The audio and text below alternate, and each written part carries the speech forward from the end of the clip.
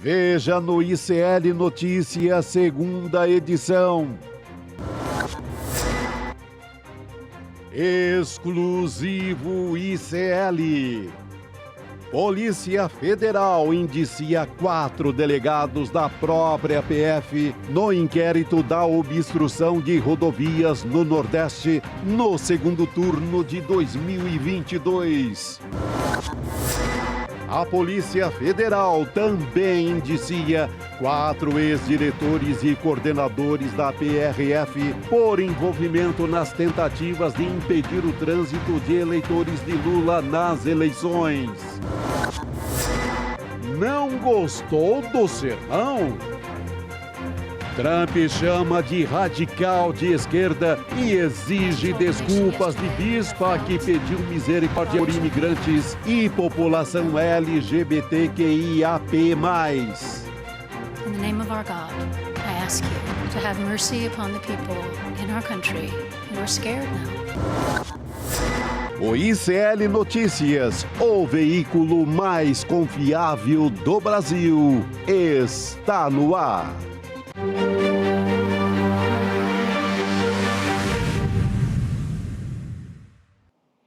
Olá, boa noite. Seja muito bem-vindo, seja muito bem-vinda. O ICL Notícias, segunda edição, está no ar e estão me cobrando, então nós estamos ao vivaço nos canais do Instituto Conhecimento Liberta, Eduardo Moreira no YouTube e também pela Pop TV no Rio Grande do Sul. Para a alegria de Chico Sá, hoje é ao vivaço e também Juliano Medeiros. Boa noite para vocês. Com esse ao vivaço é outra parada hoje. Recebi DM, você não fala mais ao vivaço, estou muito chateada. Por favor. Vamos voltar. Que bom que voltou. É outro ritmo, outra animação. Vamos nessa, hoje tem muita coisa para a gente falar por aqui, saindo um pouquinho, não saindo porque a gente vai falar sobre Donald Trump e também se relaciona, né? Porque enquanto lá nos Estados Unidos estão perdoando criminosos e golpistas, por aqui a gente tem indiciados, né, gente?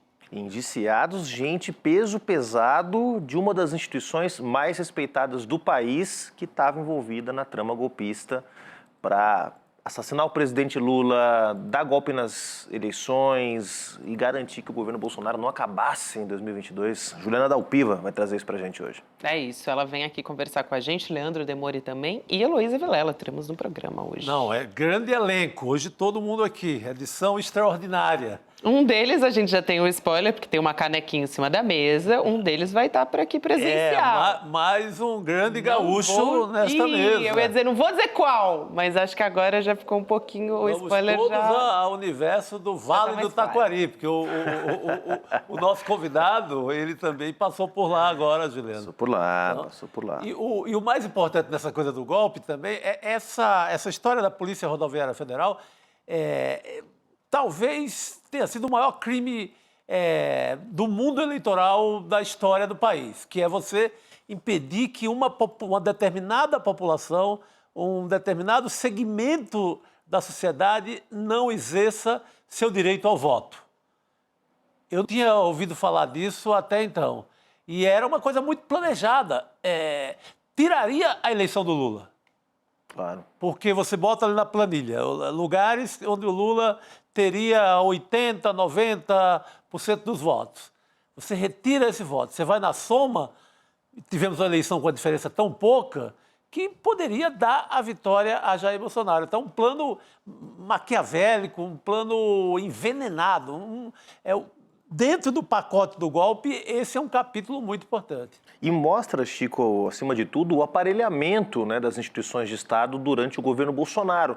Claro que a gente já sabia, né, que tinha o uso da ABIN para perseguir adversários, a gente sabia já do uso da Polícia Rodoviária Federal naqueles bloqueios que foram feitos no dia da eleição, no segundo turno, mas agora vem à tona também o uso da Polícia Federal, uma das instituições mais respeitadas do país, né, e mostrando mais uma vez a importância de ter uma investigação independente para mostrar esses crimes que foram cometidos. Imagina se, ao invés de uma PF independente, a gente tivesse a continuidade daquele aparelhamento que foi feito no governo Bolsonaro. Bom, nenhuma das revelações... Né, no governo ela continua, porque ela é uma servidora de carreira, né? A diretora que foi hoje revelada, a participação dessa diretora de inteligência da Polícia Federal. Bom, os Para detalhes... favorecer o Bolsonaro. Os detalhes a Juliana Dalpiva vai trazer. Boa. É isso. A Marília Ferreira de Alencar, que era muito engajada Bastante. com o ex-presidente Bolsonaro. Juliana Dalpiva vai contar pra gente daqui a pouquinho sobre as apurações dela, sobre a investigação da Polícia Federal, sobre a obstrução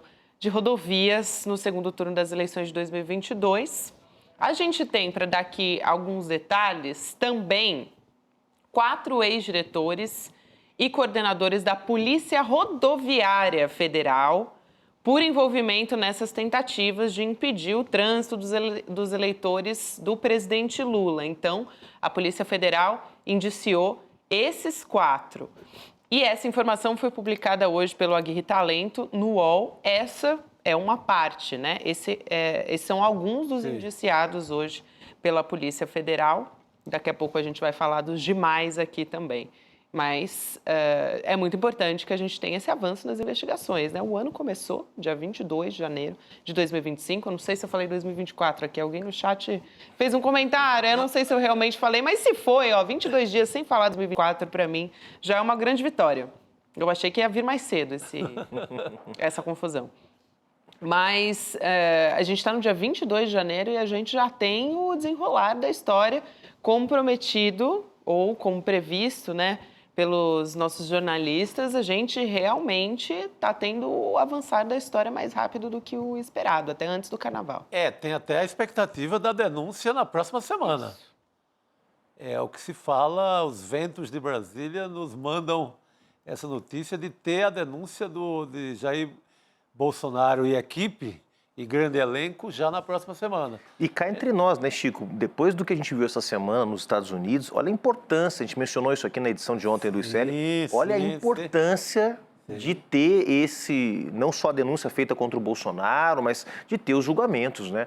Quer dizer, os fatos que vieram à tona em novembro do ano passado, né, começo de novembro, o plano para assassinar o presidente Lula, o Alckmin, o Alexandre de Moraes, a participação dessa unidade de elite do Exército, os Kid Pretos nesse plano. Quer dizer, você tem elementos, provas, indícios muito robustos para que essa denúncia não seja feita e para que o julgamento não ocorra. Quer dizer, não tem nenhuma justificativa para que isso ocorra, como aconteceu nos Estados Unidos, de forma quase que protocolar, às vésperas da posse do Trump, uma condenação que não teve nenhuma consequência prática, né, na posse do Donald Trump nos Estados Unidos. Então, espero que a justiça brasileira se mexa, né, a Polícia Rodoviária Federal, que já tem aí o seu ex-diretor, já foi preso, né, já tem aí uma denúncia apresentada, agora também contra diretores do órgão. Que loucura, a Polícia Rodoviária Federal, que era uma referência, né, de uma polícia civil, não militarizada, com uma estrutura e uma hierarquia cordial, né? A lei de beira de estrada, que atendia as famílias que estavam ali viajando naqueles feriados. Era uma polícia que tinha uma imagem até daquele seriado antigo, Vigilante Rodoviário. Você é jovem e não sabe, mas que era dessa polícia amiga da família, amiga de quem estava viajando. Cara, até isso os caras conseguiram estragar. Impressionante, no aparelhamento, quer dizer, virou a polícia da Câmara de Gás, né? Virou a polícia do golpe, virou a polícia da perseguição aos eleitores do presidente Lula. Que retrocesso. Para dar um pouquinho mais de detalhes aqui, eu falei aqui da PF identificando esses crimes cometidos, eles são subordinados do ex-diretor da Polícia Rodoviária Federal, Vinei Vasquez, e o que foi apontado contra eles? A investigação apontou, né, conforme a Polícia Federal, que eles atuaram de forma ilegal, montando, então, blitz e barreiras policiais em estradas no Nordeste, que são esses eleitores que a gente falou longamente por aqui, para impedir que eles votassem, né, no segundo turno, para impedir que eles votassem majoritariamente no presidente Lula. A intenção era essa, né? Então, daqui a pouquinho o Leandro Demori vem conversar com a gente. Ele já está ok, então podemos chamar Leandro Demori aqui na mesa com a gente. Para falar achei que era de casa não vale. Não. Tem que ser missa de corpo presente. Ele veio mesmo. Que bom, querido. Muito querido, muito bom te receber. Chega mais aqui na nossa mesa para conversar com a gente. Bom, Demori, Vamos lá, a gente estava comentando aqui sobre as próximas fases, né? O Chico até falava sobre o próprio Bolsonaro, que até hoje saiu uma aspa dele muito boa, né? Dizendo que ele acorda todos os dias, Sonha com a PR. sonha com a Polícia Federal batendo na porta dele. Que informação, hein? Puxa vida, deve ser difícil, hein, Chico Sá? Já está Imagina preso só. em espírito, né? O William De Luca estava falando no Rolê ICL que eu amei isso. Que se pudesse, ele pagaria alguém para ir todos os dias lá só tocar a sirene da polícia, assim, de manhã, bem cedinho, né? Aquele horário que a Polícia Federal gosta de bater na porta da casa das pessoas das operações. Ele falou, se eu pudesse, olha, eu faria só para dar aquele... Só para acordar, né? Assim. Tem um cara agora no Instagram, não sei se vocês viram, que fica imitando sirene com a boca. Vocês viram? O cara fica de sacanagem. Pode chamar, pode O contratar cara, ele. então, o cara fica escondido no mato, assim, e aí tem um maluco andando de bicicleta, e o cara fica lá, pô, e o cara, sai correndo. Podia passar na frente da casa do Bolsonaro de manhã e soltar o... Contratar ele para passar na frente da casa do Bolsonaro. Vai matar o homem. É susto. Realmente, olha, essa foi... ó, fica a dica aí pro William, né, que deu essa ideia. Eu vou passar o vídeo pro William do cara que ensina. Agora o cara ensinou a fazer sirene. Todo mundo pode fazer a sua própria sirene em casa agora. Mas vamos lá, a gente tem essa notícia hoje, não são só eles, né, os indiciados, tem gente da Polícia Federal também, depois a Juliana vai trazer detalhes aqui, mas o que a gente sabe é que são os subordinados do Silvinei Vasquez, né, então, da Polícia Rodoviária Federal, que foi um caso que repercutiu muito aqui, a gente falou muito a respeito disso, sobre a gravidade disso, então é importante a gente ter esse indiciamento agora, né? Aliás, ele não tinha assumido um cargo em Santa Catarina esses dias, esse cara? Ele tem Semana passada, não foi? Numa prefeitura. Exato. Tinha recém subido um cargo, né? Até não sei se não botaram esse cargo para dar uma blindada no cidadão lá, né? Agora, sabe que... Secretário em Santa Catarina. Foi, né? Numa prefeitura, né? A pasta de Desenvolvimento Econômico e Inovação de São José, na Grande Florianópolis. Na Grande Florianópolis. Sabe tudo Deve de saber inovação, tudo desenvolvimento econômico, né? Não deixou de ser inovador. É que uma ele inovação, fez, né? inovação, Desde a exato. República Velha, né? Isso, Talvez desde isso. do governo Floriano Peixoto, nos fazia uma coisa tão republicana. Obstrução de estradas, né? Democrática. Exatamente. Agora, sabe que esses dias eu estava conversando com algumas pessoas para tentar entender esse tempo também, né? A gente fez uma entrevista no N1 também, a semana passada, para tentar ver como vai ser o tempo desse processo. Vai ser uma coisa muito difícil de conseguir organizar isso, porque o STF não quer entrar em 26. Para não entrar em 26, tem que começar a, pelo menos, ter a denúncia da PGR esse ano e vai ter o processo. Aí, conversando com os advogados que já atuaram no STF, pelo andar da carruagem, vão individualizar os crimes, ou seja, o fulano é o crime ABC, o ciclano XYZ. E aí, para cada ato, não é nem para cada crime, para cada ato do processo, eventualmente, eles podem pleitear chamar 8 testemunhas. Então, você imagina, você tem, por exemplo, Bolsonaro indiciado por 3 ou 4 crimes, e aí você tem, dentro de um crime, você tem 3 ou 4 atos, por exemplo. Então, por exemplo, 359M. Dentro disso, por quê? Porque você escreveu a minuta do golpe e ajudou a preparar tal coisa. Então, sobre o caso da minuta, eu quero chamar 6 testemunhas para explicar o negócio da minuta. Isso aqui é uma coisa. O negócio da preparação lá do punhal verde e amarelo, eu quero chamar 7 testemunhas. Então, tem um jeito de fazer esse negócio, não dá em 25. E aí a grande dúvida é, o Juliano tem experiência com isso, o STF peita entrar um ano eleitoral com um caso desse tamanho? Né? E aí, se não peitar, o que se faz? Espera tudo para depois da eleição e joga para 27? Depois, Essa é a grande dúvida que a gente vai ter agora, né? A gente viu o STF não parou de trabalhar, a PGR não parou de trabalhar, mas não temos nem a denúncia ainda dos peixes grandes, né? Então, são muitos crimes, né, Demores? Isso. Esse é o problema. A gente está lidando primeiro com uma quantidade de crimes cuja a tipificação é relativamente recente. Sim. Né? Porque a lei que prevê o crime de golpe de Estado, vamos dizer assim, não é uma lei antiga. Né? Não, é do Bolsonaro.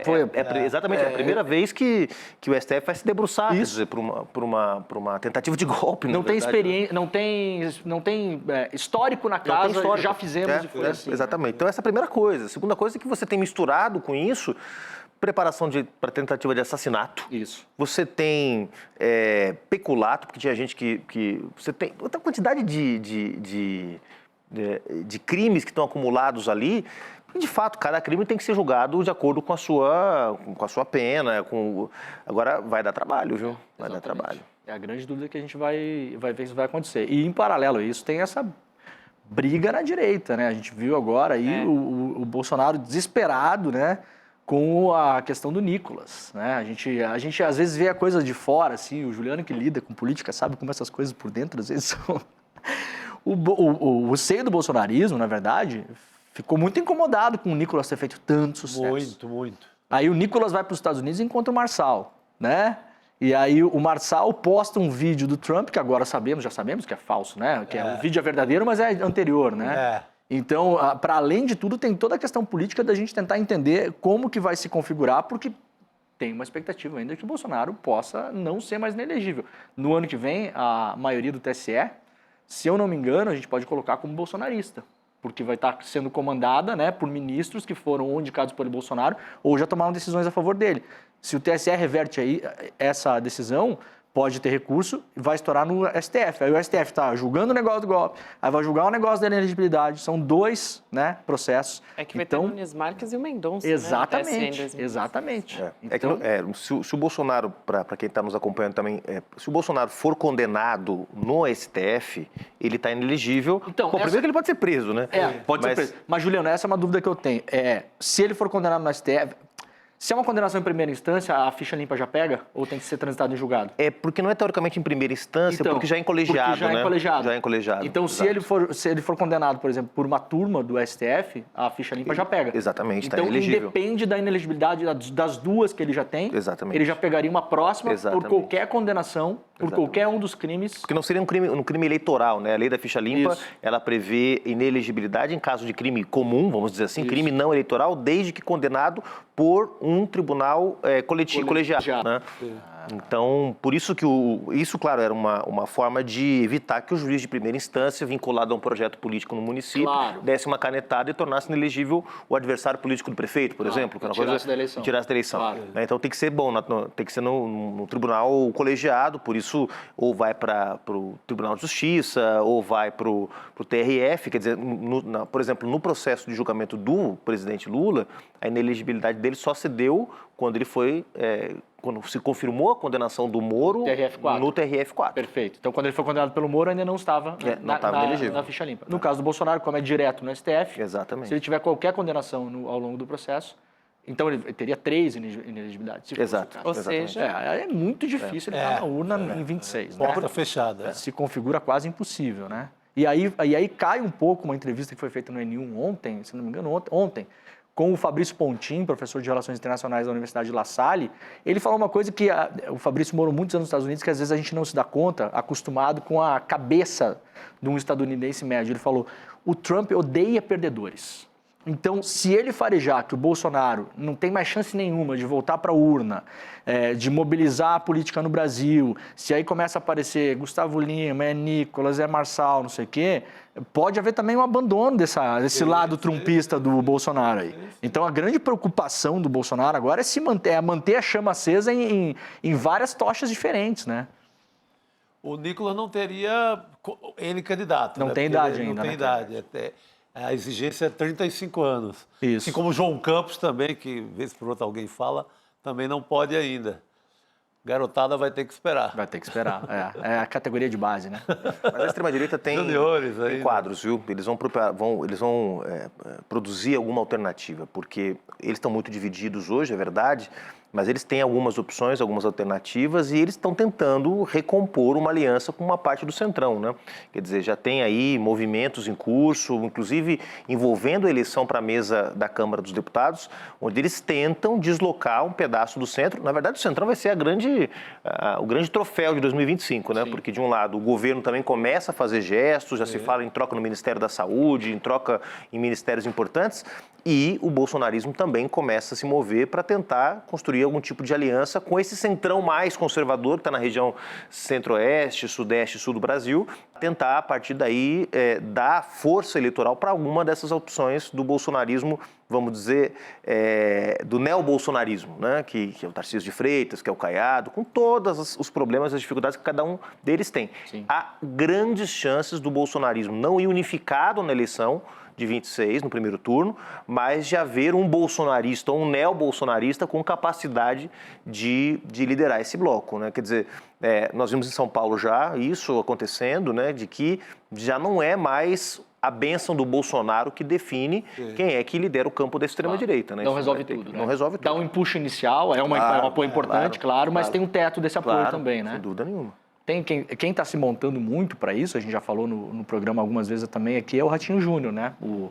O Ratinho que está comprando rádio, alugando rádio no Brasil inteiro, a Massa FM, né?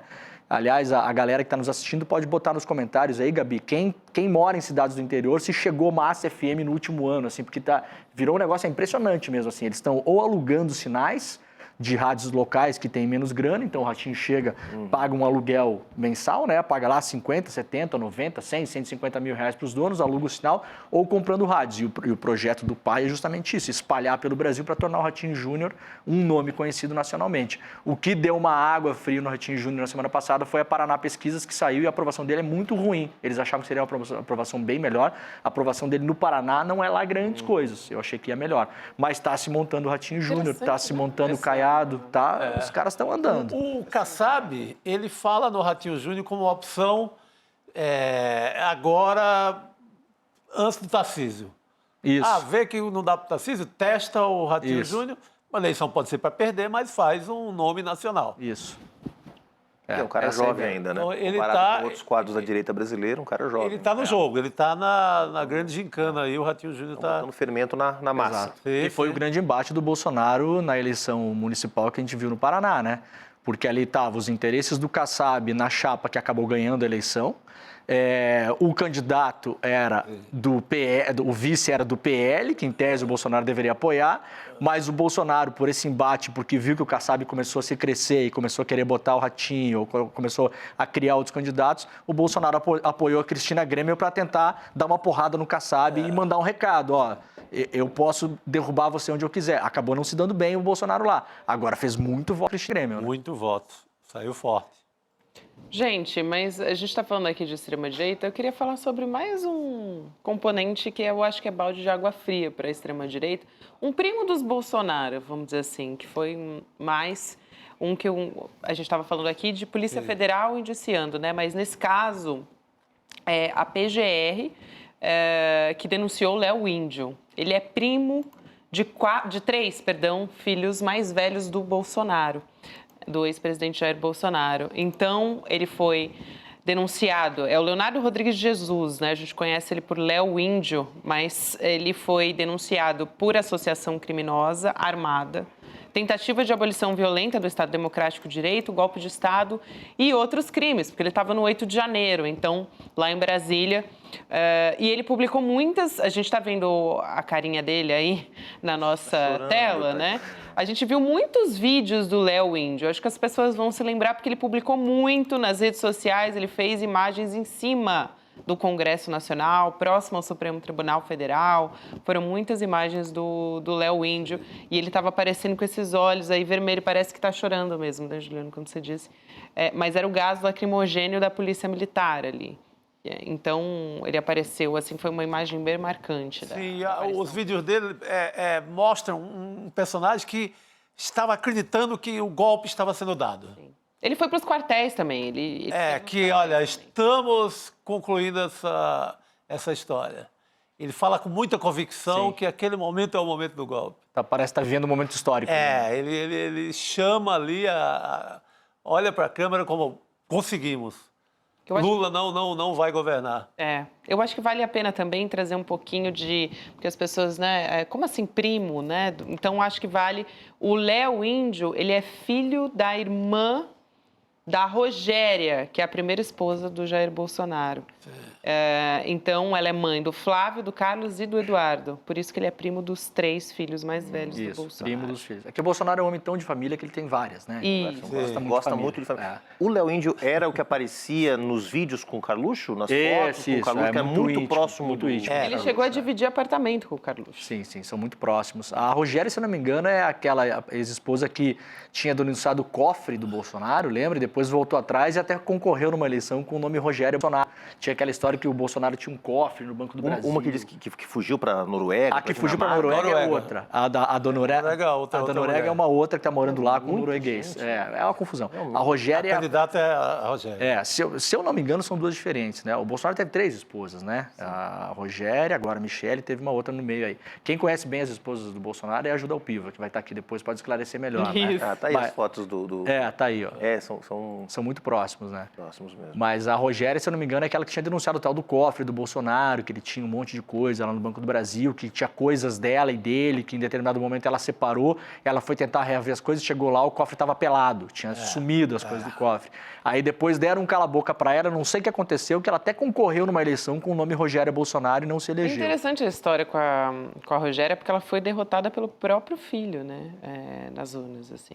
Ela concorreu a vereadora, não foi? Foi. Isso. Exatamente. Isso. Agora, Demônio, você que tem acompanhado bastante esse processo, o que explica que o Léo Índio seja denunciado só agora? Ele que estava lá em cima também do Palácio do Planalto, Então. e a dona Fátima de Tubarão, que a gente mencionou ontem aqui. Já há muito tempo, Já está né? até presa, entendeu? É estranho, né? A gente muitas vezes pode imaginar que possa haver uma estratégia de aproximação, né? Então, você pega... A Juliana alerta que a Rogéria não é a do cofre, não é a Rogéria, é a Cris que está na Noruega. A Cris da Noruega é a do exilada cofre. mesmo. Perfeito. Ana perfeito. Cristina, a mãe do 04, é a mulher do cofre. Isso, essa é a mulher do Isso cofre. eu não me lembrava também. Perfeito. Lembrava só da história da vereadora, né? É que é um caso de família, complexo, né? Impressionante. Agora, é isso, né? A gente viu muita gente rapidamente denunciada e esse cara, que em tese é um cidadão comum, né? Tava lá, tem vídeo, tem foto do cara, tem todas as provas fartas que tem de todos os outros. Por que esse aqui demorou tanto tempo? Pega muito mal para o judiciário brasileiro, estranho, né?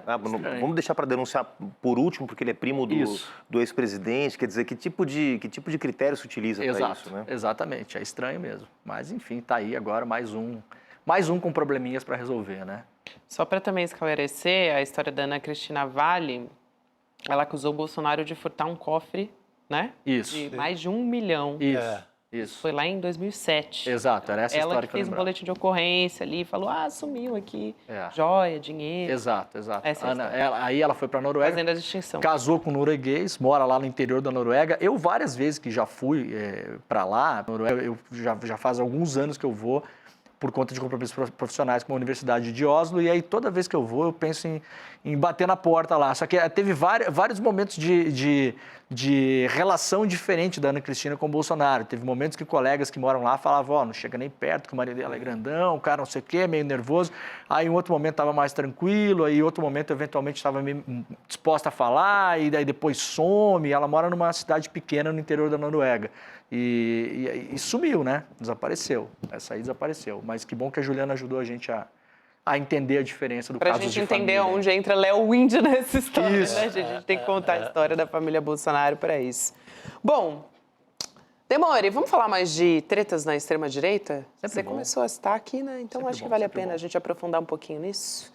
Eleição para a presidência no Senado, gente. É mais um capítulo dessa treta por causa do senador Marcos Ponte, do PL de São Paulo, e o Bolsonaro, que hoje trocaram farpas públicas. Então, o Marcos Ponte está pretendendo se candidatar à presidência do Senado e o Bolsonaro, ele apoia a candidatura do Davi Alcolumbre, né, que já foi presidente do Senado. Em entrevista ao canal Auriverde Brasil, que é um canal de YouTube ligado à extrema-direita, o Bolsonaro criticou o Marcos Pontes. Vou abrir aspas aqui para o Bolsonaro, hein? Abre aspas, então, portanto, a gente vai colocar aqui na tela. Bolsonaro diz, eu elegi você em São Paulo. Deixei de lado lá, entre eles, o meu amigo Marco Feliciano, com uma dor no coração enorme. Mas deixei de lado o Marco Feliciano para te apoiar. É esse o pagamento? Questionou o Bolsonaro aí. Eu vou trazer mais uma aspa e a gente já comenta toda de cada vez, de uma vez. Ele disse também que o Marcos Pontes não tem chance de se eleger para a presidência do Senado. Então, chutou assim na cara dura. Eu elegi você em São Paulo, deixei ele. Não, essa é a mesma mensagem, né, gente? Essa é a resposta do Bolsonaro. Porque o Marcos, É a mesma, na verdade. o Marcos Pontes tinha tuitado um dia atrás, A gente né? tem a outra A aqui, arrogância, tá essa da trazendo. arrogância? A da Essa tem? arrogância, Então, exato, exatamente. A gente vai colocar aqui na tela daqui a pouquinho, eu leio para vocês também. É um outro trechinho da entrevista onde ele está falando, olha, esse cara não tem chance, não. Sim, a A única forma de nós sermos algo dentro do Senado e não sermos zumbis, como somos hoje, é tendo um candidato. Se não conseguimos ganhar com o Rogério Marinho, um baita articulador, não vai ser com você agora. Então, não vai ser contigo agora. agressivo, né? Foi bastante, né? Essa foi uma resposta no Twitter, na verdade, do Marcos Pontes. Então, foi uma treta pública mesmo. O negócio foi público. O Marcos Pontes, aí essa é a parte que eu vou ter que respirar fundo aqui, porque o senador Marcos Pontes rebateu o Bolsonaro, Marcos Pontes, ele com um vídeo lá no X, e ele chama de forma indireta, tá? Não é direta, mas dá para entender que ele está falando do Bolsonaro, de arrogante. Então, vamos lá. A astronauta Marcos Pontes diz o seguinte, no X. Pensamento do dia. Eu adoro, que já começa assim. Indiretas. Arrogância pode fechar portas. Eu queria que a gente não colocasse que é o Marcos Pontes e colocasse a frase, quem disse isso? Letra A, né? Um filósofo famoso. Não, foi Marcos Pontes que disse. Abre aspas. A arrogância pode fechar portas, mas a humildade sempre abrirá janelas da sabedoria para novos horizontes. Pense, viva e aprenda. O Pequeno Príncipe. E aí... Exatamente. Não pode, né? Luiz Fernando Letra Veríssimo. A. Luiz Fernando Veríssimo. Augusto Cury cabe bem Mário também. Sérgio Cortella. Aí diz, grande abraço espacial. Sim, eu sou o candidato à presidência do Senado. Abraço espacial também é bom, né? Espacial, não é especial, espacial. Espacial. Ele Lunático. sempre manda abraço espacial. Abraço espacial. Lunático. Pô, que dinheiro mal empregado, aquele dinheiro do Lula, do governo Lula, para esse homem subir lá para cima. Foi plantar feijão lá, Lá né? pro céu, lá para Marte, sei lá. Foi plantar feijão na estação estacional. foi isso, né? Fez plantou feijãozinho. Feijão e o sonho. Feijãozinho do algodão, lembra da escola? Ele foi lá, plantou feijão lá mesmo. Agora, isso ele se colocou na frente disso. Eu não sei exatamente qual é o jogo que o Marcos Pontes está fazendo. Muita gente está, é isso, né? Farejando medo do Bolsonaro e tá na água, tubarão fareja sangue, né? Então, muita gente está tentando despressurizar do Bolsonaro. Só que tem as lições do passado. Joyce Hasselman, Dória, todo mundo que se desplugou muito rápido caiu no ostracismo. Desgraça total. Desgraça né? total. Então, de algum modo, talvez o astronauta está querendo já se posicionar para olhar para frente, para pensar em 26, né? Então, tem esse lado também. O que ele falou no Twitter, que ele alegou o seguinte, considerações importantes sobre a minha candidatura à presidência do Senado. O que ele fala? Ele fala o seguinte, eu não posso apoiar o Alcolumbre, né? Porque ele não se compromete em pautar o impeachment do Alexandre de Moraes. Esse é o assunto.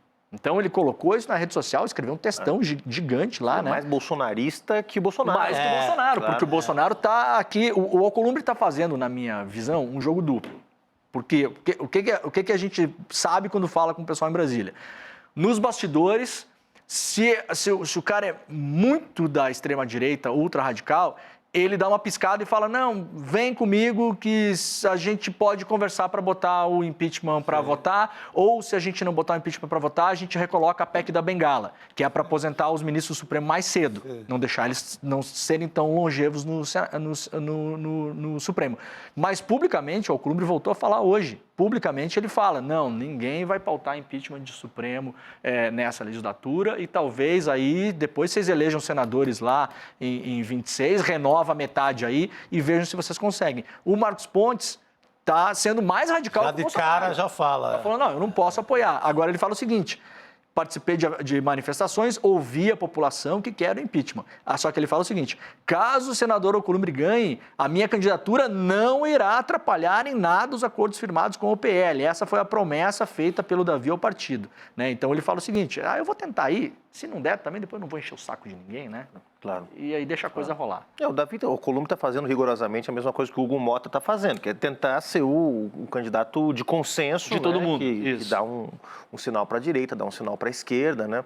O Hugo Mota até aqui tem sido muito bem sucedido, está contando mais de 400 votos, já 430, 440 votos na Câmara. O Davi Alcolumbre está tentando a mesma coisa. Ele que foi o grande responsável pela eleição do Rodrigo Pacheco, né, para presidente, já foi presidente do Senado, naquela grande confusão, onde a votação teve que ser refeita por conta das divergências na votação entre ele e o Renan Calheiros, né? Essa era a disputa, né? Então, o Davi Alcolumbre chegou como completo azarão naquela eleição, né? Era um senador de primeiro mandato, vindo do Zebra Amapá, total, né? Uma zebra total. Se consolidou, formou um grupo político, robusteceu a União Brasil, conseguiu fazer movimentações ali, inclusive com o apoio de setores que são base do governo, o senador Randolfo Rodrigues estava nisso na época e outros, e hoje está com o apoio do governo, né? Hoje é um dos senadores mais poderosos do Senado Federal, vai ter apoio do PL, vai ter apoio do PT para a sua eleição. Exato. E aí tá o Marcos aí, né? Que ele lançou No mundo a da lua, candidatura- né? Mundo da lua total. Viajando, né? Ele tá. Faz 2 dias que ele lançou a candidatura, ele tá dando entrevista para tudo quanto é lugar, Tá. principalmente para rádios. Isso, Olha ele só, deu mais umas um que 500 tá apostando entrevistas. nas rádios para se tornar conhecido. Mas a turma bolsonarista no Twitter tá detonando ele. O primeiro comentário já é lembrando o histórico eleitoral da Joyce, de 1 milhão e tantos votos para 2, né? E falou, quem se desliga do Bolsonaro, acontece isso. Só que muita gente já está entendendo que não é mais tanto assim, não é mais tão automático. Muita gente tem vida própria já, né? Está conseguindo, aos poucos, ir se afastando. Os mais espertos, tipo o Tarcísio, sabe que não pode, de uma hora para outra, vazar fora, mas se puder, vai pular. Mas não é o caso do astronauta, porque uma coisa é o Nicolas, que é um cara que está construindo uma outra coisa é o próprio Marçal, né, que é um sujeito que flerta com o bolsonarismo, mas tenta... Outra coisa é o Marcos Pontes. O Marcos Pontes não existiria não tivesse... Veio o Bolsonaro. Não existiria. Não se elege a nada.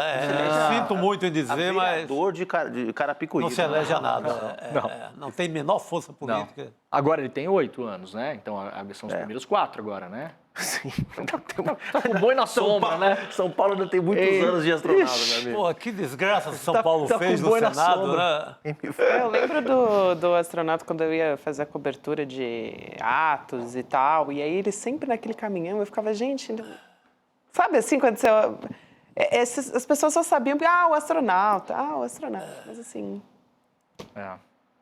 Gabi, ele está há anos-luz de sair do Senado, Gabi. Há anos, uma atrás da outra, né? É impressionante. Podemos ficar o programa inteiro fazendo isso. É uma máquina. É uma briga galáctica, né? Vamos falar um pouquinho de como é que tá? A gente estava falando sobre a direita se estapeando aí, né? A extrema-direita, na verdade. O governo Lula, a gente teve nos últimos tempos não, né? Que parece que faz muito tempo que a gente teve a eleição do Donald Trump, mas agora a gente teve a treta do Pix toda, enfim, também na própria comunicação do governo Lula. Já a Heloísa Vilela vai trazer informações a respeito desse assunto, exclusivas que Elo apurou para a gente. Mas a gente tem informação de que, paralelamente às ações do Sidônio Palmeira, que acabou de assumir a SECOM, né? O ministro da Casa Civil, Rui Costa, ele disse que o governo Lula vai adotar medidas para baratear o preço dos alimentos. Essa discussão é muito importante da gente fazer aqui. O Rui Costa ele foi entrevistado de hoje no programa Bom Dia Ministro, no canal Gov. Vamos trazer um trechinho dessa entrevista, a gente volta a falar sobre isso já. Vamos ver. É evidente que a questão dos preços, eu diria que, a princípio, nós vamos fazer algumas reuniões com o ministro da Agricultura, com o ministro do Desenvolvimento Rural, que pega as pequenas propriedades, o MDA, e o Ministério da Fazenda, para a gente buscar um conjunto de intervenções que sinalizem para um barateamento dos alimentos. No final do ano passado, o presidente fez uma reunião com a rede de supermercados do país, também com a mesma pauta.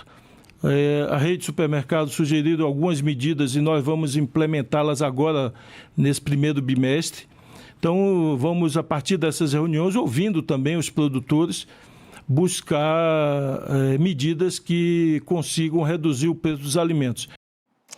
O Demori, é interessante isso porque o Rui Costa está atribuindo o aumento do preço dos alimentos às condições extremas, né, climáticas. E no ano passado, um dos motivos que ele aponta é as chuvas muito fortes no sul do país. Sim, e seca e queimada também. E seca e queimada também. É. E que essa nova safra, ele espera que essa nova safra ajude a baratear os alimentos. Então o pessoal do agro está esperando uma super safra esse ano, né? A grande questão é que a super safra do agro é soja e milho, basicamente, né? Então, assim, não resolve muita coisa, porque eu não consigo lembrar de pessoas comendo soja na mesa, né? Isso aí é exportação, a maior parte para a China, para alimentar animais na China. Você come soja? Eu como, né? Você Sou vegetariana. É verdade. Então, tirando a Gabi... aqui também, Ricardo Gouveia Tirando também essas come. pessoas que sustentam o agro, Chico, por isso que esse país não vai para frente. Agora, como é que come soja, gente? Aqueles bife fake. Vira carne de soja, vira um bocado de coisa. Bife falso. Além de tudo, é para falsificar. Gaúcho de Passo Fundo, não sabe como é que é uma soja. Gente, o Demori vai ser cancelado. Ele tá Não, perdão para os defendendo vegetarianos. aqui a carne bovina. Mas a maior também. parte da soja é exportada de todo modo. Agora, na real, é multifatorial. Eu não sei bem como o Rui Costa vai fazer isso. Porque, se você for pegar a seca, ela bateu no café. O preço do café explodiu por causa da seca. Os cafezais, eles, quando tem muita seca, eles produzem menos frutos e leva muito tempo para recuperar. Vai levar 2 a 3 safras para recuperar. Né? Você teve enchente no Rio Grande do Sul, que ajudou a aumentar o custo do trigo, do leite, principalmente, e dos derivados, e do arroz. Isso, em um determinado momento do ano, caiu de novo, mas não para os valores que estavam antes. E aí você tem 2 grandes problemas, que não sei como é que o governo vai organizar também, como que o Rui Costa vai fazer isso. Dólar alto, comida cara. É isso. E combustível. A Petrobras tem segurado os preços, mas no ano passado o combustível aumentou 10% no ano. Então, se você tem combustível caro, que está caro no Brasil o combustível, dólar alto, que está alto no Brasil, juro alto, né? Então você encarece custeio também. E você tem seca ou inundação, o que um ministério vai poder fazer? Você tem pouca margem ali. Os caras vão ter que torcer para chover no lugar certo e, né, o dólar cair e rezar. Fizeram assim, eles vêm de uma série de reuniões com a turma da agricultura familiar, depois os donos de supermercado, que acho que daí não vai sair nada. Não. Eu não esperaria dessa turma, mas fizeram também. Dessa tentativa, porque viram que 2026 está na mão da maquininha registradora. E no caso do dólar, que o Demori mencionou, 2024 acumulou uma alta de 25% do dólar. Não é pouca coisa, ou seja, o dólar valorizou 1/4 do seu valor em um ano. Isso impacta os custos de produção, porque fertilizante, defensivo agrícola, maquinário, muito disso é importado. Com o dólar mais caro, isso impacta os custos de produção, mesmo para aquela agricultura média, digamos assim, né, que atende o mercado interno. Então, nós temos um problema grave que o Brasil tem pouca margem para incidir, com uma tendência que já foi anunciada pelo Banco Central de aumento da taxa de juros, da taxa Selic aqui, para segurar o dólar aqui, para segurar capital no país, porque com o aumento da taxa de juros nos Estados Unidos, como a gente analisou ontem, tem uma tendência desse capital ir para os Estados Unidos, né? E aí nós podemos ter uma relação do câmbio ainda pior para impactar o preço dos alimentos. E do ponto de vista climático, nós temos um fenômeno esse ano que é muito diferente do fenômeno do ano passado. No ano passado a gente teve muita chuva.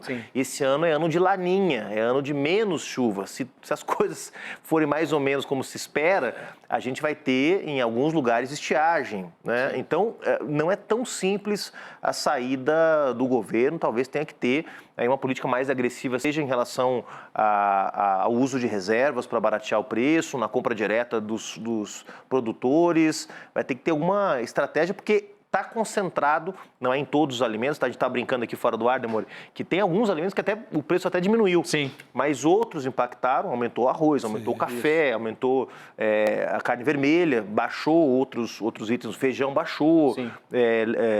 Tomate, você falou também? Tomate, alface, baixou. Tomate sempre... teve batata, baixou. Então, tem uma volatilidade grande, né? Mas impacta itens que são muito importantes na cesta básica do brasileiro. Café, feijão e carne vermelha está presente, é um elemento importante da dieta brasileira, né? Então, e a gente tem que lembrar que uma das soluções que o governo pensou depois das cheias no Sul foi importar arroz. E você viu a a gritaria. confusão Opa. que deu, né? E os leilões aqui, porque mesmo os leilões que o governo tentou fazer, 3 leilões, 2 foram proibidos pelo Ministério Público, está se formando um cartel. Quer dizer, uma das empresas que foi pega se preparando para disputar o leilão era uma empreiteira do Amapá. Exatamente. Nem planta arroz. Que armou, assim, que o governo ia comprar bem alto porque eles armaram um cartel. Isso. Então, essa é uma sinuca do governo pesada, né, braba? E tem uma questão de longo prazo, Gabi, só para encerrar esse assunto, que é, você tem, o dólar subiu muito, né, como o Juliano falou. O trigo no Brasil, boa parte é importado, principalmente da Argentina. O Brasil não tem condições muito propícias para plantar trigo, porque tem que ser um clima frio e seco sempre, né? E a gente não tem mais essa garantia de que o inverno no sul sempre é seco e frio. Esse clima subtropical do sul, para quem, como eu, nasci, me criei e vivi quase a vida toda lá, a gente não tem mais esse clima. Esse clima úmido, existia. né? Os invernos estão mais úmidos. Estão mais úmidos, está chovendo muito mais no inverno, né? São Paulo, por exemplo, você tem todas as temperaturas no mesmo dia. No mesmo dia, exatamente. E o trigo é uma cultura muito frágil, né? A soja que você come, que você sustenta o agro, a soja, ela é... Olha, Olha que o cancelamento vem. o cancelamento vem, que o nosso chat está empolvoroso. O quê? Eu quero dizer aqui, pessoal, que eu não tenho nada com vegetariano, sabe? Você que é vegetariano. E vocês acharam que eu, vegetariana, que ia militar aqui? Não, eu até tenho amigos que são vegetarianos. Agora, a soja, ela é um tanque de guerra da colheita, assim. Por que ela se deu tão... A soja é a proteína mais barata do mundo, né? Então, por que ela se dá tão bem? Porque já tem muitas décadas de produção de semente, principalmente no Brasil aqui pela Embrapa. Então, ela é muito resistente. O trigo é complicado plantar, não é todo mundo que topa plantar trigo. Então, você importa uma coisa que vem a dólar, que é super caro. E uma coisa que poucas vezes eu tenho visto as pessoas falarem, na verdade, eu acho que a imprensa não está cobrindo isso, de fato, da maneira como merecia a seriedade, e eu vou dar uma chutada aqui, baseado no que eu vi na cobertura das enchentes. Só que eu não sei como está, de fato, a situação. As terras agricultáveis que foram alagadas no Rio Grande do Sul, a maioria delas não está plenamente recuperada para voltar a plantar. Tem muita terra, porque aquilo ali a gente mostrou. Algumas vão levar décadas. Virou barro. Virou assim, tem um estudo que menciona que determinadas terras altamente produtivas vão levar 3 a 4 séculos, Demone, para recuperarem aqueles nutrientes que foram perdidos com a geada. Porque quando você tira a camada de cima, né, você destrói tudo aquilo que era fértil, né? Embaixo você tem barro e pedra, né? Então, o impacto disso também pode estar sendo muito sério. E não me parece estar sendo estudado a fundo para a gente entender quando, de fato, esse estado vai se recuperar para a produção de alimentos, né? Gente, bom...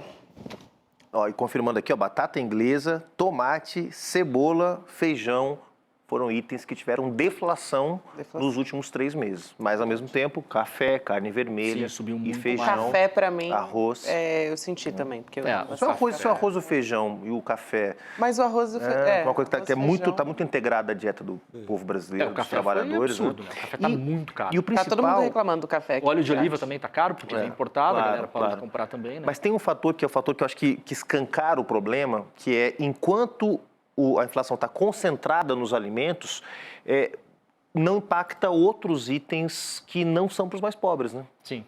Então, os aluguéis estão num nível de crescimento menor do que os alimentos, né? Os automóveis, os artigos de luxo estão estáveis, porque como vêm importados com antecedência, eles se mantêm, o preço fica estável por mais tempo. Então, quem consome toda a sua renda comprando comida está sentindo muito mais a inflação do que quem consome 20% da sua renda com comida e os outros 80% com passeio, com cerveja, com viagem, com cinema. É muito injusta a inflação, está concentrada em quem gasta mais dinheiro com comida. Exato. Só lembrar rapidamente que a reforma tributária que foi aprovada zerou o imposto em vários alimentos da cesta básica, mas é escalonado, vai demorar uns anos ainda, né? Não é imediato que isso começa a incidir. Muito bem. Muito bem. Só para em economia aqui, né? Hoje comam soja, gente, faz bem. Fiquem tranquilos. Nós feira. Todo mundo em polvorosa, Estamos aqui, Leandro Sardenberg. Ele mexeu no vespeiro aqui dos meus amigos vegetarianos e veganos. Chico Vitfib, lembra? Que era mais braba. E aí o Demore, ele vai no cancelamento dos vegetarianos e veganos, né? Como eu, e eu vou no cancelamento dos carnívoros, que, né? Claro. Porque claro sobrar pros que gaúchos a maior aqui, parte da soja produzida no Brasil vira ração para os animais. Sobrou pra vaquinha, coitada. Então o quê? Hein? Vamos só deixar essa observação aqui. Dentro, Demore. Muito bem. Um beijo para você. Liberado? Liberado. Pô, Tá bom. Foi rápido. ganhou a vida Passou fácil. Ganhou a vida fácil. Falamos. Valeu, meu irmão. Um beijo, querido. Obrigado. Volta, viu? Pode voltar.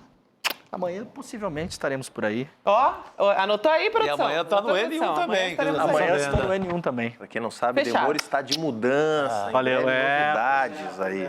Fica as novidades aí. Sopraram. Já já ele chega, já já ele fica entre nós.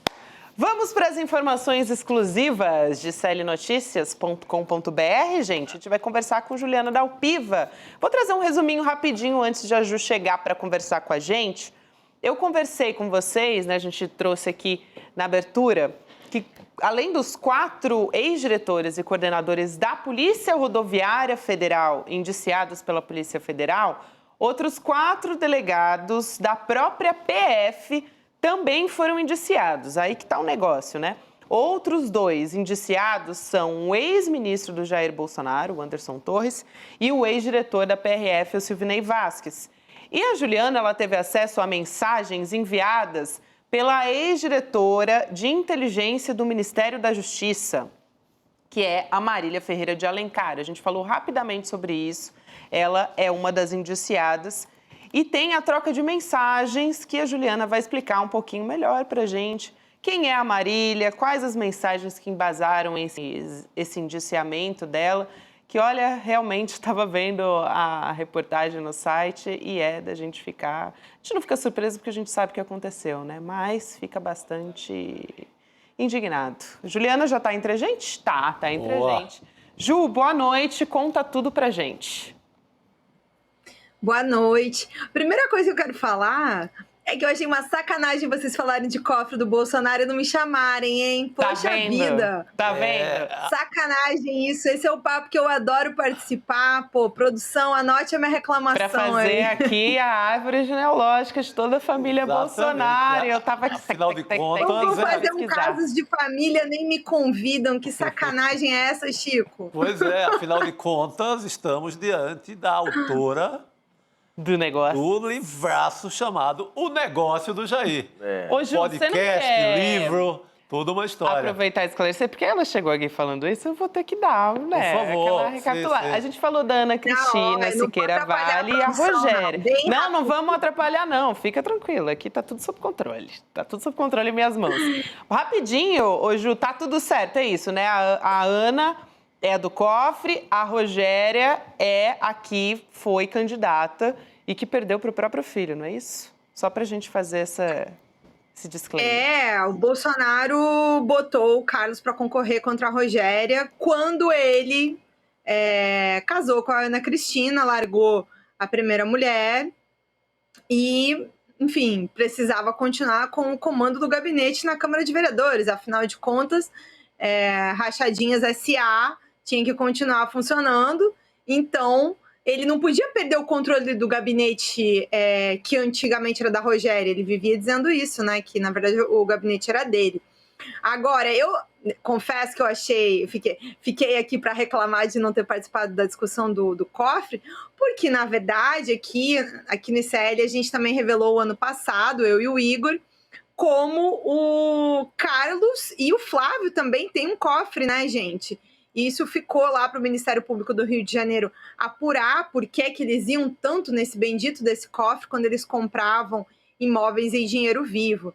E isso aí ficou, né? O Ministério Público do Rio de Janeiro para sempre não levou isso adiante. Então, tá lá, tá parado, depois que o juiz deu uma bronca no promotor, quando ele quis passar o caso adiante sem denunciar o Carlos. E aí, depois essa história acabou ficando lá pro lado. Isso é só uma lembrança aqui, pra gente não perder de vista todos os assuntos da família Bolsonaro. Podemos pular para a Polícia Rodoviária Federal. Importantíssimo, mas é importantíssimo, muito bom. né? A gente vai trazer especialista aqui, Sim, então vamos ouvir aqui, né, os detalhes todos. Agora, vamos falar justamente dessa ex-diretora de inteligência do Ministério da Justiça, a Marília Ferreira de Alencar, uma das indiciadas, portanto. E você teve acesso a essas mensagens enviadas ali nesse grupo, né? Então, o que você pode trazer para a gente tem umas frases assim que você trouxe, né, na sua coluna, então conta pra gente essa história. Gabi, primeira coisa que eu queria, acho que é importante até para nossa audiência acompanhar, é muito inquérito, é muito caso, é muita gente indiciada. Então, 2 inquéritos foram concluídos entre o fim de dezembro e o começo de janeiro. A data precisa eu não tenho aqui, mas eu sei que foi no último mês, assim as fontes me relataram. Um inquérito corria na Superintendência da Polícia Federal no Distrito Federal, que não é a sede da Polícia Federal. E esse inquérito da Superintendência do Distrito Federal é o que vocês estavam falando antes, que apurou as responsabilidades dos diretores que ficavam abaixo do diretor-geral, o Silvinei Vasquez, como que o Silvinei pressionou quem estava subordinado a ele. Inclusive, em depoimentos recentes, se soube que 3 dias antes da eleição, reuniões foram convocadas para pressionar e fazer as operações, as blitz, sem nenhuma justificativa legal concreta. E aí é esse inquérito que tem esses indiciamentos dos ex-diretores que vocês estavam falando agora há pouco. Eu falei na coluna, essa matéria, inclusive, é de um querido colega do Aguirre Talento no UOL, né? O Aguirre trouxe esses detalhes hoje mais cedo. Além disso, que é o que eu trouxe na minha coluna, tem um outro inquérito que também apurou as responsabilidades daquele dia. Porque não foi simplesmente da cabeça do Silvinei Vasquez e da PRF fazer uma operação no dia 30 para impedir que as pessoas chegassem com facilidade para votar em várias regiões do país.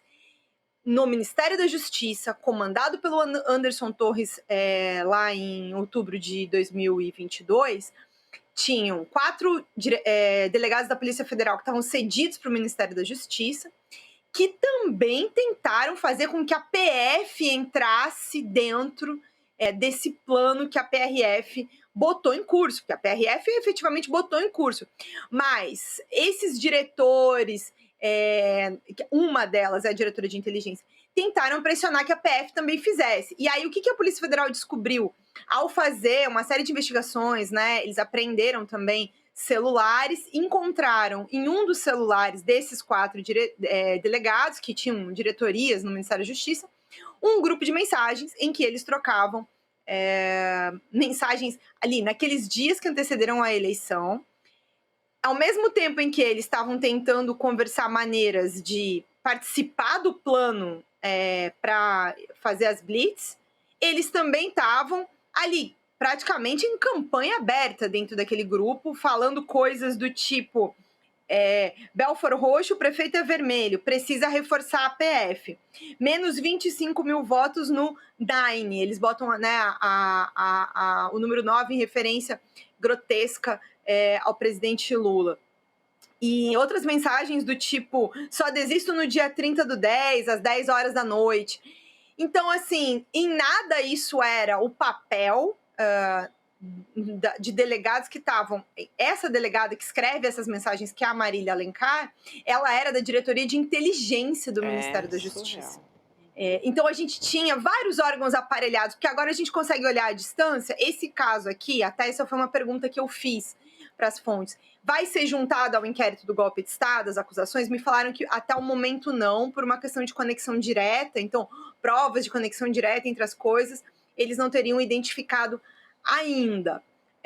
Mas, quando a gente olha para o todo, e agora a gente sabe que a BIM estava aparelhada, que a PRF estava aparelhada desse jeito, que tinha todo um planejamento com parte das Forças Armadas para também tentar um golpe, e o próprio Bolsonaro, que em praça pública estava aí, dia sim, dia também, fazendo discurso golpista, pressionando o Supremo, xingando o ministro Alexandre de Moraes. Então, a gente sabe que tudo isso era uma grande rede envolvendo vários órgãos de Estado. O que era, assim, né, Juliano, Gabi, Chico, um perigo que é difícil da gente até descrever para quem está acompanhando a gente aqui.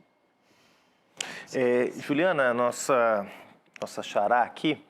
É um prazer falar contigo. Deixa eu te perguntar uma coisa. O que a Marília estava fazendo agora? Ela estava no exercício das suas atividades como delegada? Ela estava ocupando alguma função lá na Polícia Federal, alguma diretoria, enfim? Ou ela tinha retornado para suas atividades como delegada da Polícia Federal? E em relação aos outros delegados que também foram, mas que não estavam em funções políticas, como era o caso da Marília, que estava numa diretoria do Ministério da Justiça, esses demais delegados também estavam no exercício e seguem, aliás, agora no exercício das suas funções como delegados da Polícia Federal? Estão aí liderando inquéritos, estão aí fazendo investigação, enquanto participavam dessa manobra do Bolsonaro para tentar vencer as eleições na marra em 2022? Juliano, eles não foram. Até onde eu tenho informação aqui, a produção me ajuda a corrigir caso não esteja preciso, mas eles não foram afastados das funções até o momento, justamente porque essa investigação, né, o despacho de indiciamento deles é do ano passado. A conclusão do inquérito acontece agora. A figura do indiciamento dentro da Polícia Federal, ela não tem o mesmo status jurídico da denúncia que a PGR oferece ao Supremo Tribunal Federal. O indiciamento é uma indicação ao Ministério Público para que o Ministério Público olhe o conjunto de fatos e as pessoas indiciadas pelos crimes apontados. Inclusive, o crime, pelo que eu soube, é o artigo 359, que é restringir, impedir ou dificultar com o emprego de violência física, sexual, psicológica, o exercício dos direitos políticos por qualquer razão. Esse é o crime que está apontado no indiciamento. Que eu saiba, eles estão gozando ainda das funções públicas, porque são delegados concursados, não são funcionários que não têm concurso no Estado, né? Eles não estão afastados como aquele outro conjunto de delegados que aí estava cedido para a ABIN, que trabalhava com ramagem. Ali sim tem uns 8, eu acho, que estão afastados das suas funções públicas, mas ainda assim recebendo salário, né? Estão aqui pagando salário de um monte de golpista, Juliana. Mas eu acho que a Marília, não sei se conduzindo inquérito especificamente, mas ela ainda está no exercício das funções públicas dela. É importantíssimo, acho, né? A gente saber... Bom, saber a gente sabe, mas a gente tem escancarado, né? E a Ju traz na reportagem, né, na apuração que ela trouxe com exclusividade hoje no serienoticias.com.br. Recomendo que todo mundo leia para ver como é que foi essa troca de mensagens e também para ver os detalhes aí desses inquéritos, que são coisas separadas, mas a explicação aqui a gente compreendeu muito bem. Ju, obrigada por hoje. A gente segue se falando em breve e parabéns por mais esse seu trabalho junto com o Igor. Valeu, até mais. Obrigada, gente. Boa noite. Boa noite, Kim. Obrigado. Elô Vilela está aguardando para entrar aqui com a gente para trazer mais informação da direção do Sindicato dos Auditores Fiscais da Receita Federal, o Sindifisco Nacional, trazendo um alerta, né, Elô? Vou deixar você contar para a gente, já vou dar boa noite para você, querida.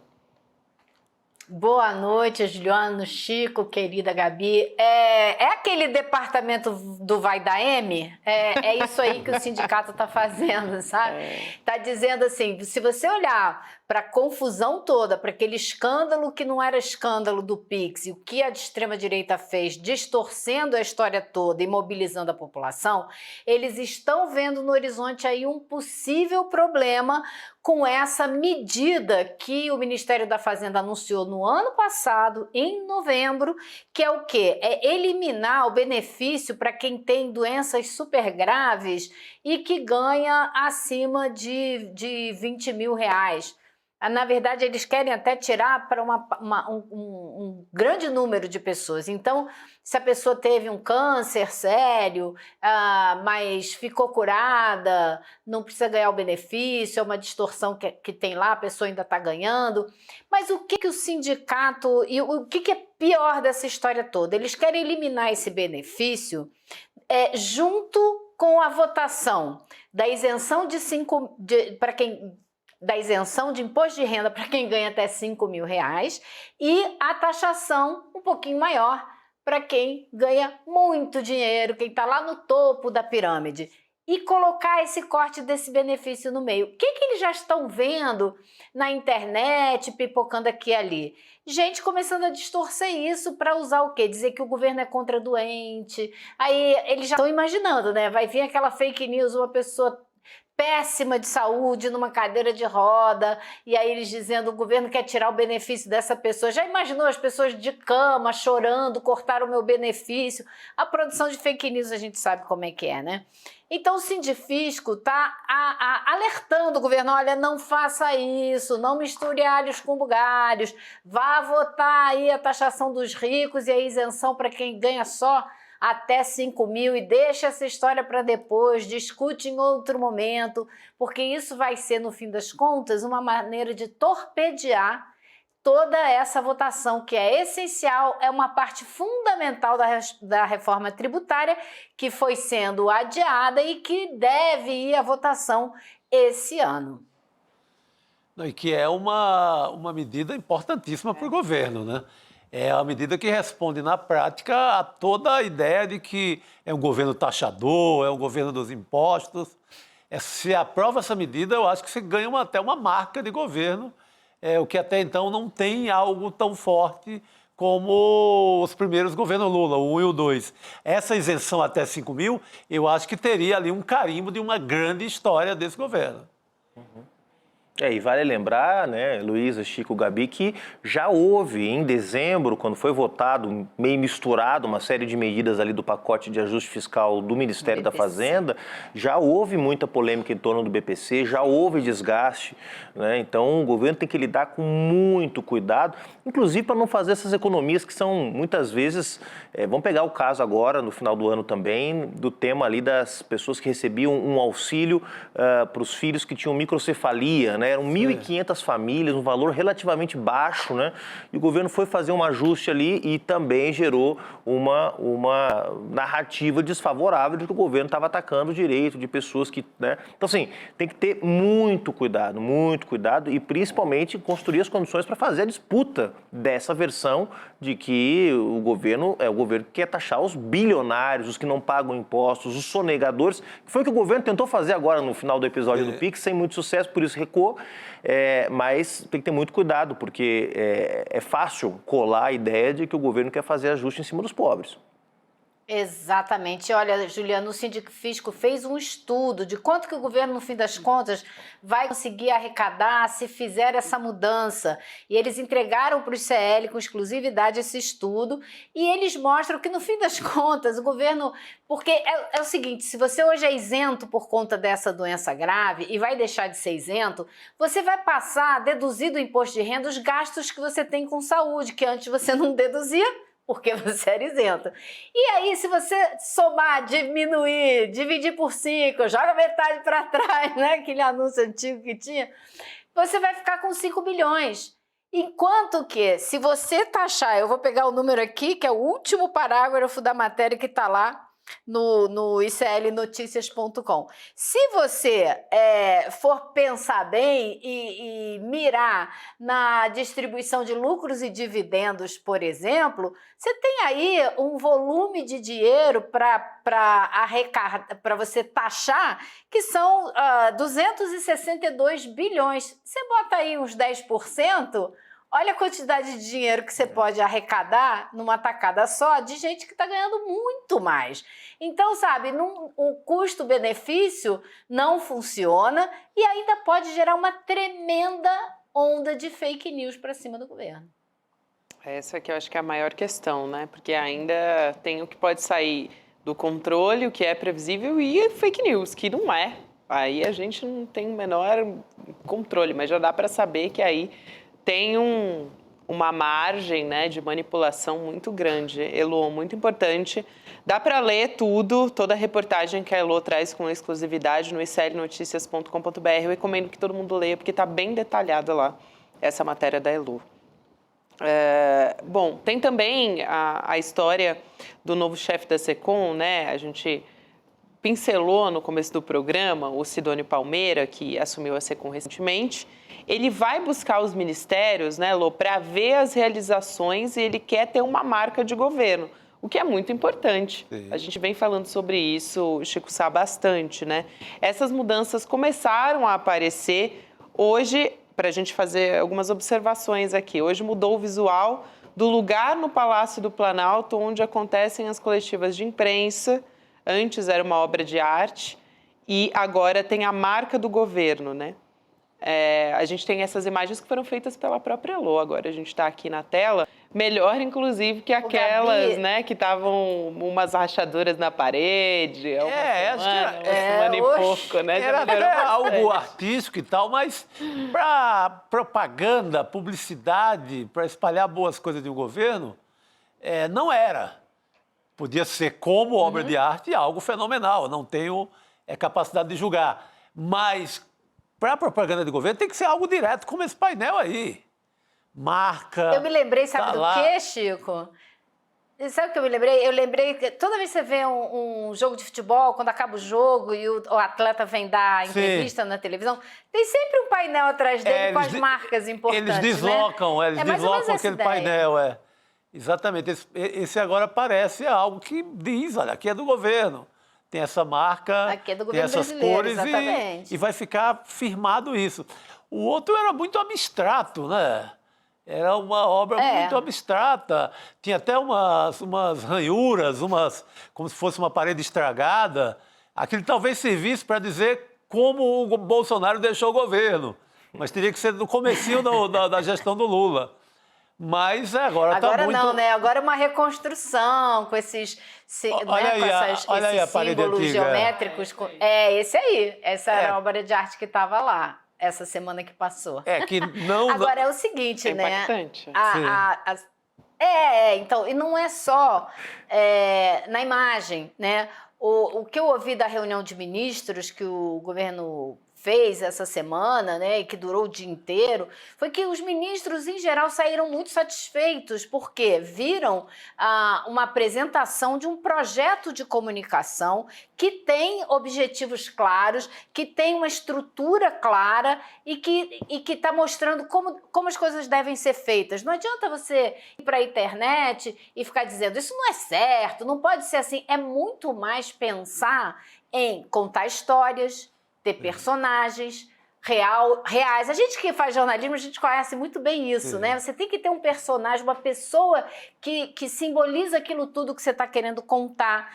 Você também precisa ter marcas claras. Então, o ministro quer uma marca para cada ministério, especialmente a saúde. Parece que o presidente Lula está muito focado em ter uma marca forte na saúde. Então, existe toda essa diretriz nova e bem clara. Então, os ministros saíram de lá bastante satisfeitos, vendo que tem um trabalho mais claro e estruturado para ser levado adiante daqui para frente. Vamos ver se ele consegue, mas a ideia é essa, mostrar que o governo está trabalhando junto e que numa direção só e com mensagens bem claras, né? Vamos ver se funciona. Heloísa, ontem alguns analistas, assim, até com certa malícia, até com certa... assim, com uma abordagem assim, não muito correta com o Sidônio, estavam comentando o fato dos contratos de publicidade que antes estavam submetidos ao crivo dos ministérios e dos ministros estarem agora concentrados na SECOM, ou seja, que os contratos de comunicação dos ministérios iam passar por algum tipo de filtro da SECOM, que me parece totalmente natural, desejável, se você quer dar unidade e coesão para a mensagem do governo, sobretudo se tratando de um ministro que é publicitário, né, que tem uma trajetória na área, né, não é uma pessoa que caiu de paraquedas na SECOM. Isso chegou a repercutir aí em Brasília, quer dizer, algum incômodo por parte dos ministros, porque também muitos ministros são candidatos a governador, a senador, a deputado, né? E perder contrato nunca é uma coisa que se recebe muito bem. Houve algum desconforto aí em Brasília em relação a isso, que me parece correto e que foi, inclusive, objeto de crítica de alguns analistas, algumas analistas da grande imprensa, dizendo, bom, acho que agora o Sidônio, como é publicitário, vai ter muito mais poder na SECOM para distribuir contratos entre os publicitários, ele que conhece esse mercado. Um comentário completamente inoportuno. Quem conhece o Sidônio sabe que ele é um cara sério. Agora, Em relação aos ministros e as ministras que perderam esses contratos, ou controle sobre esses contratos, houve algum mal-estar por aí? Olha, eu não ouvi nada. O que eu ouvi dessa reunião de ministros foi o contrário, foi que eles saíram de lá bastante satisfeitos. Eu ouvi até um relato assim, nossa, um assessor de um ministro, nossa, o meu ministro, toda vez que sai dessas reuniões, reclama beça, fala que foi um saco a reunião. E saiu dessa reunião muito satisfeito com o que viu, com o que ouviu, com o plano de trabalho que tem pela frente. E hoje eu conversei com uma outra pessoa que me relatou também de vários ministros que tiveram esse mesmo tipo de reação. Agora, essa história dos contratos, espero que ele revise mesmo, espero que ele fique de olho, porque ele entende do riscado, sabe quem é quem nesse mercado. E outra coisa, a gente comentou aqui outro dia, essa semana mesmo eu acho, que era um absurdo ter ainda na SECOM, na área de contratos, uma pessoa que era sabidamente bolsonarista, que tinha vindo do governo Bolsonaro. Não sei se vocês se lembram disso, né? Sim. Pois bem, essa informação chegou em algum lugar, porque hoje esse cara foi exonerado, né? Então, existe uma preocupação muito grande de ter um controle mais sério sobre o que está acontecendo dentro da SECOM. E outra coisa que eu ouvi hoje, que também foi muito alvissareira, foi que o clima de trabalho na SECOM já mudou, que já está um clima muito mais tranquilo, muito mais leve. Chegou essa assessora que trabalhou com o campus em Recife, já assumiu o trabalho com as mídias sociais, Maraia, não sei o nome dela todo, mas que é uma pessoa que está sendo muito bem recebida, muito tranquila. Vem mais um assessor do campus, não para trabalhar na SECOM, mas para dar ali uma assessoria. Então, essa ideia de aproveitar o bom trabalho que a equipe do João Campos fez em Recife com as mídias sociais e adotar várias coisas dessas na SECOM aqui em Brasília estão andando, que me parece também muito positivo. É um pessoal que deu muito certo, né? O trabalho que eles fizeram nas mídias sociais. Então, existe um clima um pouco mais otimista, né? De que, olha, é aqui que a gente vai, vamos tentar fazer assim para ver se dá certo. Eu fiquei assim, acho que tem pelo menos um clima mais positivo de perspectiva na SECOM hoje. Quando botam um político para uma tarefa, para uma função mais técnica, criticam porque é um político. Aí quando coloca alguém que é da área, né, que é alguém que tem conhecimento técnico, também não pode, porque por ter um conhecimento técnico ele vai favoreceria alguém que ele conhece. Gente, tem que entregar para o mercado, né? Olha, Isso que alguns analistas querem. Você não acha que a Anísia está dando super certo na saúde? Tá, porque ela é da área. Claro. E outra coisa que eu ia falar para vocês, que já mudou também no Palácio do Planalto. Se você observar a agenda do Lula, hoje em dia, ele todo dia tem uma reunião às 9 da manhã com o Sidônio e com o Laércio, os secretários o ministro da SECOM e o secretário de imprensa do presidente. E aí eu me lembrei, não sei se acho que o Chico estava nessa entrevista, não sei quem estava, uma entrevista que a gente fez há mais de um ano com o Ricardo Couto, na qual ele dizia, Ricardo Couto, que trabalhou na comunicação do primeiro governo Lula, dizendo: cadê a reunião das 9, onde a gente decide a pauta, onde a gente pauta qual vai ser o assunto do dia e chega na frente? É isso que me parece que está começando a acontecer. A reunião que o Couto cobrou voltou. Eu lembrei disso também. Voltou. Está de volta. Isso assim, já tem um certo vigor na comunicação. Você já vê mais vídeos do Lula. Você tocou no Ministério da Saúde. Eu acho que deu uma crescida de mídia, o Ministério da Saúde. A Anísia faz um bom trabalho, mas era um trabalho que estava muito escondido. Uhum. Haverá um investimento para ser mais visto, viu? Havia uma disseminação em relação à vacina. Havia uma disseminação em relação à vacina em que a Anísia sempre perdia o debate. Uhum. Sempre aparecia que estava faltando vacina e tal. Hoje eu já vi na mídia em São Paulo, por exemplo, falando que no interior tem vacina em todos os postos e a população ainda influenciada pela visão bolsonarista não estava indo tomar essas vacinas. No caso, estava se referindo à dengue. A dengue, né? Então, começou a ter uma mudança numa área que o governo estava perdendo Essa área aí, sabe? Chico, você falou uma coisa agora importantíssima, né?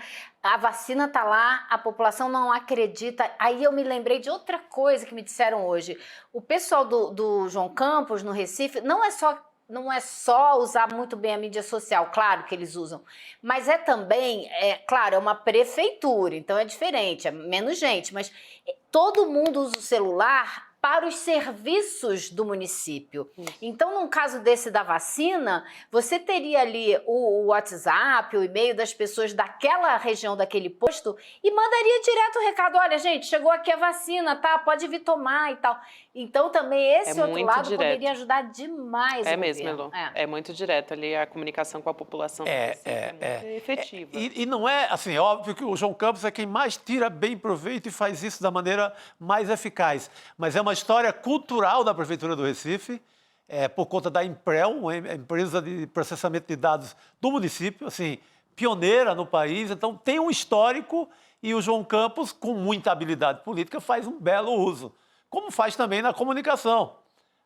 Essa turma que está chegando para ajudar o Lula no Planalto é uma turma que fez um barulho com as realizações do João Campos, é como quase nenhuma outra gestão no Brasil. Ele é um bom prefeito, mas se não fosse a comunicação, não teria tido aquela vitória de 70% dos votos, 80%, sabe? Porque onde ele está, tem um vídeo sendo produzido quase como fosse uma reportagem a quente para o telejornal. Aquilo chega não só na mídia de rede social, mas ao celular das pessoas como serviço. Claro.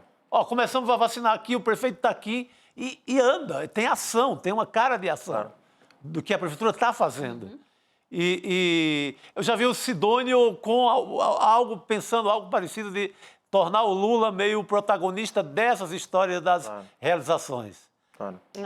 Eu acho importante... Agora, uma marca o governo precisa, porque ainda não tem, né? Isso não adianta você ter a melhor propaganda do mundo se você não tiver uma boa marca, né? O pé de meia, o desenrola... Não se compara com o Bolsa Família, Minha Casa Minha Vida, Luz para Todos. O governo do Lula, né, o primeiro, o segundo, eles tinham marcas muito fortes e está faltando ainda essa marca. Tem o Luz para Todos, tem muita marca forte dos governos anteriores. E agora talvez a marca seja uma marca que não é muito vendável do ponto de vista eleitoral. É Lula o equilibrista, o cara que está segurando a onda de todo mundo. E que não é nada vendável, né? As prioridades que ontem, o outro Ministério da Fazenda, a gente comentou aqui, publicou 25 prioridades, né? Que são, obviamente, prioridades do governo, não só do Ministério. Tem ali questões que nem envolvem diretamente o Ministério da Fazenda, como regulação das Big Techs e outras políticas. Essas prioridades que o governo tem apontado nesse início de ano, que é taxação dos super ricos, isenção do imposto de renda para quem ganha até 5 mil, regulação das Big Techs, são importantíssimas, mas não são suficientes para pautar o debate público. Quer dizer, nós vamos ter que ter aí tem a ver com não estou nem falando, Elô, Chico, Gabi, daquilo que o governo entrega, daquilo que o governo realiza, né? De conseguir reduzir a inflação dos alimentos, conseguir diminuir a taxação sobre os trabalhadores informais, enfim, uma série de políticas que podem ser tomadas para gerar um certo bem-estar. Eu estou falando da agenda da disputa pública. Quer dizer, sobre qual tema o governo quer que o povo brasileiro esteja falando. Né? Quais são os assuntos que a gente quer que pautem o debate público, né? E o presidente fez isso algumas vezes ao longo desses 2 anos, seja na denúncia da tentativa de golpe, seja no sentido de união que ele imprimiu logo depois do 8 de janeiro de 2023, seja na disputa que fez contra o Campos Neto em relação à taxa de juros do Banco Central. E parece que nos últimos meses, seja por conta da eleição, seja por conta dessas dificuldades na comunicação, o governo perdeu um pouco de protagonismo na definição da agenda pública do debate, chegando ao ponto, como nós vimos agora nesse episódio do Pix, de ter que fazer um recuo diante de uma fake news, né? Perder para uma fake news, vamos dizer assim. Eu acho que isenção até 5 mil seria a marca desejada desse governo. Vamos rezar para que aquele Congresso pense... É que depende do Congresso, esse que é o problema. Depende do Congresso que está pensando também em 2026. E se esse centrão estiver pensando junto com o Lula para 2026, passa. Mas a gente sabe que é uma brava luta. Essa é a costura que está rolando agora, né? Essa é a costura. Tem muita conversa com gente do PP rolando, né? Claro. Ciro Nogueira mandando recado de que cansou da extrema-direita, quer voltar mais ao centro. Nessa história do Ciro Nogueira, que era bastante previsível, que é um homem que não vive sem respirar um ar de governo. Ele não vive sem vantagem, né? E ele está há muito tempo na oposição, não é do feitio dele. Ele quer onde está correndo algum dinheiro, alguma verba. Sem oxigênio. Ele notou que essa coisa desse papo, dessa conversinha bolsonarista, não leva a nada. Então, esse sinal do Ciro Nogueira é muito significativo, de que há custas no andamento muito bom. Porque se essa turma está voltando ali... O ministro Padilha... Então, o ministro Padilha conversou ontem com o Ricardo Barros, do PP do Paraná, que é aquele envolvido com a tentativa de superfaturar vacinas, né, durante a Covid, mas que manda no PP do Paraná. Então, também tem ali uma conversa rolando com ele. O Lira... Existe uma conversa da possibilidade dele ir para o ministério, né? E amanhã o presidente Lula senta para conversar com o Kassab do PSD. Então tem muita articulação rolando para ver quem vai estar nessa grande família, né, da frente para a campanha de 2026. Vamos ver isso, como é que Elô. o Lula vai costurar isso. A gente está chegando aqui ao final, eu não queria deixar de passar sobre o tema da bispa Mariam Build. Ontem a gente falou dela, a gente passou o vídeo aqui. Então, rapidinho, Elô, eu queria te ouvir a respeito disso, né? Porque o Trump, ele reagiu à fala dela, né? No momento ali do vídeo, a gente vê o Trump ali muito irritado, muito desconfortável, mas ele ouve o sermão. E esse sermão que foi ali na Catedral de Washington, estava o Trump, estava a Melania, a primeira-dama do lado dele, e o vice também, o J.D. Vance. Ele chamou o Trump, ela de radical de esquerda, e agora ele está exigindo desculpa também. Então, eu vou trazer aqui a fala do Donald Trump, o que ele escreveu na rede social dele, que é a Truth Social. Ele diz: essa suposta bispa que falou no Serviço Nacional de Oração, na manhã de terça-feira, era uma radical de esquerda, uma hater de Trump. Ela trouxe a sua igreja para o mundo da política de uma forma muito desrespeitosa. Seu tom foi agressivo e ela não foi convincente nem inteligente. Ela não mencionou o grande número de imigrantes que vieram para o nosso país e mataram pessoas. Além de suas declarações inapropriadas, o sermão foi muito chato e nada inspirador, meu Deus. Ela não é boa no que faz. Ela e sua igreja devem um pedido de desculpas para o público. E vai escalando o negócio, que parece assim uma argumentação muito infantil, né? Não chega nem Isso que eu ia falar, parece quinta série, Gabi. Ela não é boa no que faz. Série. Não foi bom, nada inspirador, Elô. Não, parece estar submetida ao aprendiz, né? Ao programa do Trump. Primeiro, ela foi agressiva? Ela foi de uma calma, de uma educação. Ela pediu misericórdia. Quem é que é agressivo pedindo misericórdia? Pelos pobres, pelos que limpam as nossas casas, pelos que limpam os nossos restaurantes. Isso é agressivo pelas crianças que estão com medo hoje de que seus pais sejam retirados de casa, pelas crianças que são LGBT e que têm medo hoje, temem pela sua vida. Isso é agressivo em lugar nenhum. Então, o Trump, para variar, mente, distorce e ele, sim, faz um discurso... Primeiro, infantil e segundo, agressivo, né? Agressivo é ele, né? Exato. É aquela coisa que o cara só sabe falar com o espelho, né? Bota o espelho na frente e sai falando. Então, é isso, né? Perfeito, Elô. Não, e pegou no mundo inteiro. Lógico. O discurso da reverenda... Circulou muito nas redes sociais, muito nas redes. Então, achei importante a gente trazer aqui agora essa reação, ou seja, sentiu, né? Sentiu. Elô, um beijo pra você. Valeu, querida. Tchau, tchau, pessoal. Até amanhã. Boa noite, querida. Chegando aqui ao final, a gente trouxe as declarações do Trump agora. Eu queria lembrar que a gente tem um mapa da mina, né? Eu acho que um dos grandes pontos aí das previsões do Eduardo Moreira vai ser justamente a eleição do Trump, que traz um prognóstico um tanto quanto tenso para esse ano, né? Projeções econômicas, tudo depende muito também desse cenário. A gente já trouxe também a novela do Pix, as tretas do Pix, como é que o dólar está se movimentando. Então, tudo isso o Eduardo Moreira vai trazer com o Mapa da Mina de 2025, que é um evento gratuito, um grande evento. No ano passado, a gente teve as análises e previsões. Todo ano a gente tem essas análises aqui de forma gratuita.